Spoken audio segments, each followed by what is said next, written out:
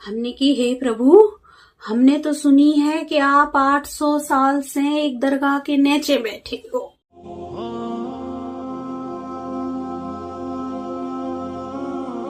अस्सलाम वालेकुम दोस्तों, अजमेर दरगाह को लेकर इस हिंदू बहन ने ऐसा क्या कह दिया जो दरगाह को मंदिर बताने वाले लोगों को बिल्कुल बर्दाश्त नहीं होगी।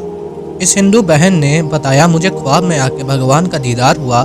मैंने सवाल किया, आप तो 800 साल से इस दरगाह के नीचे दबे हुए थे। तो आगे से इस हिंदू बहन को क्या जवाब मिला, इसका पूरा वीडियो आगे हम आपको दिखाएंगे कि जिसके मंदिर होने का अजमेर दरगाह में दावा किया जा रहा है, इसके लिए इतना बड़ा बवाल खड़ा किया गया। वो ख्वाब में आके इस हिंदू बहन से क्या कहते हैं। ये मेरे अल्फाज नहीं बल्कि खुद एक हिंदू बहन के अल्फाज हैं, जो इसके ज़रिए एक बहुत ही अहम बात समझाने की कोशिश कर रही हैं कि जो भगवान इंडिया के नॉन मुस्लिम मानते हैं कि जिसे अजमेर शरीफ दरगाह में दबे होने का दावा किया जा रहा है कि जब वो पत्थर का सीना चीर कर आ सकते हैं, तो फिर मस्जिद और दरगाह के नीचे दबे हुए 800 साल कैसे हो गए। तो आगे इन बहन को क्या जवाब मिला, आगे इस पूरी वीडियो में देखिए और जितना हो सके उतना दूसरों तक जरूर पहुंचाइए। रात में स्वयं शिवजी भगवान हमारे स्वप्न में आ गए। हम तो देख नहीं बोले, हे प्रभु हर हर महादेव, हे सर्वशक्तिमान, पूरे देश में आपकी ढुलाई चल रही है।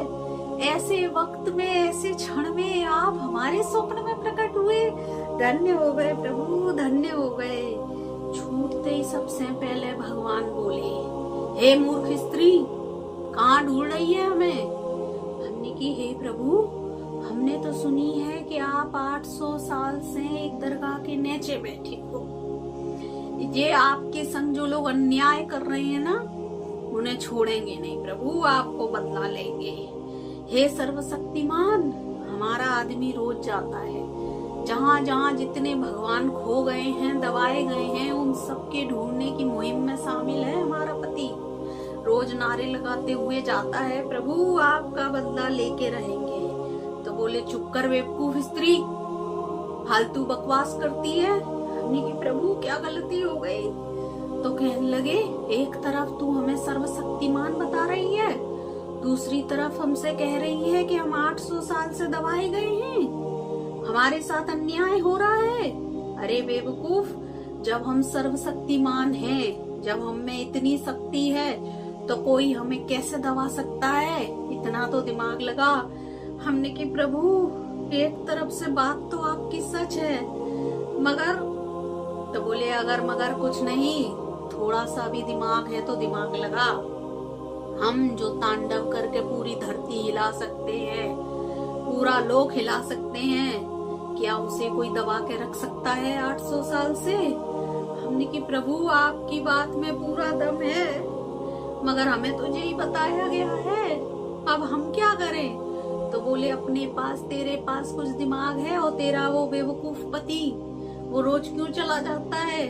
कि प्रभु हम तो इसे धर्म का काम समझ रहे हैं। तो प्रभु तो गुस्सा हो गए, तुझे यही सीख मिलती है हमसे, यही सिखाते हैं हम तुझे कि हमारे नाम पे झगड़े कर, हमारे नाम पे उत्पात मचा। हमने कि नहीं प्रभु, अब हम क्या करें। एक झोला छाप हमको बताता है कि जो वो कह रहा है वो करना ही धर्म है।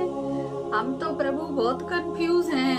प्रभु क्रोधित हो गए और क्रोधित होकर बोले, हे बुद्धिहीन स्त्री, तू हमारी बात पर विश्वास करेगी या उन लोगों की जो विष को अमृत बताकर तुझे पिला रहे हैं। निर्णय हम तुझ पर छोड़ते हैं। और बस सब धुआं धुआं हो गया और प्रभु गायब हो गए। नींद खुल गई हमारी। बैठ के हम बहुत देर तक विचार करत रहे। फिर टीवी खोली, वहां वे भी ढूंढाई चल रही है, सब कछु बेसो ही चल रहा है। हमने सोची प्रभु हमें स्वप्न में दर्शन दे गए, आप सबसे भी साझा करें। अब हम सबको मिलके सोचने हैं कि प्रभु की बात पे विश्वास करें कि इन झोला छाप लोगन की बात पे। सोच लो क्या करने हैं, फिर बाकी आगे की देखो ना। प्रभु तो जो कह गए सो हमने आपको बता दी।